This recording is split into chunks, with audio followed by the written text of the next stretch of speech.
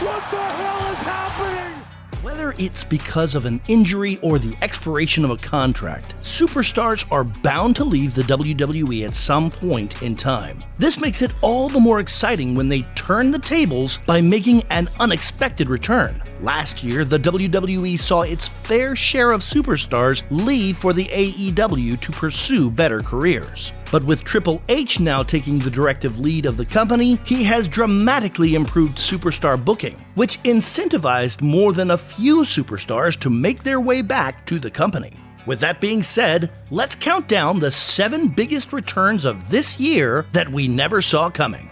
Number 7, Luke Gallows and Carl Anderson. This past week on Raw, AJ Styles came out to face the Judgment Day, but instead of taking on the heel Finn Balor directly, he coaxed him into letting his guard down.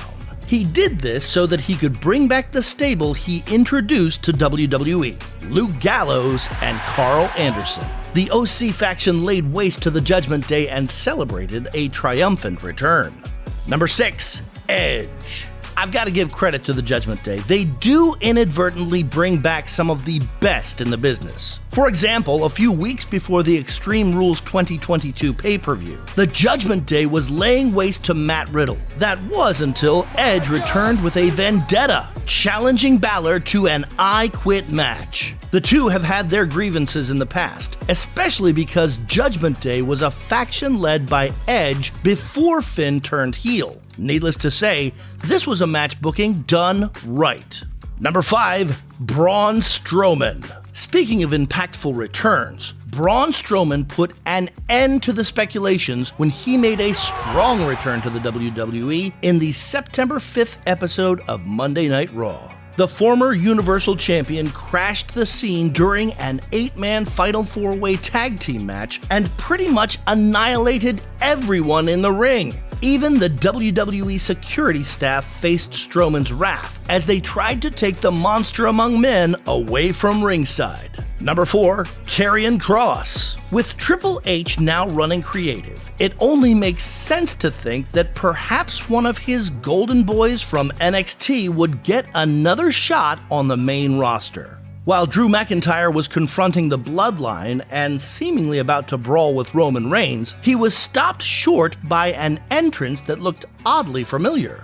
It was Carrion Cross, but this time with Scarlett Bordeaux by his side. Vince never truly realized Cross's potential, but his second run might more than make up for it. Number 3, Johnny Gargano. Johnny Gargano allowed his WWE contract to expire in December because of the qualms he had about how his character was booked, which is the same reason we saw Jon Moxley leave. But with Triple H now in charge of creative directing, Johnny Gargano returned to the company on the August 22nd episode of Monday Night Raw. Many fans speculated his return, as Hunter was bringing back a lot of NXT talent into the fold. Gargano confronted his former stablemate Austin Theory and greeted him with a superkick.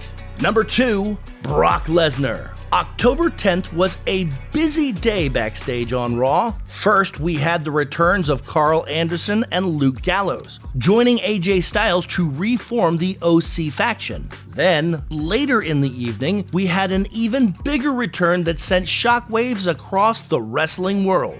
Brock Lesnar had effectively been out of commission since he faced Roman Reigns at SummerSlam. Clearly, he has his eyes set on the United States champion Bobby Lashley as, without wasting any time on the mic, he planted his former foe with an F5. And coming in at number 1, it's Bray Wyatt. The lights went out as Extreme Rules 2022 was signing off after the conclusion of the Matt Riddle vs. Seth Rollins main event. This wasn't just the pay-per-view going off the air, however, because as people's cell phones lit up the arena, people dressed as characters from Wyatt's old Firefly Funhouse segment showed up in different corners of the arena. Bray Wyatt was back in action after nearly a year away from the company. Wyatt last appeared in the WWE in April 2021 and was released in July of that year. This was a shocker since at the time he was the company's 3rd or 4th highest paid performer,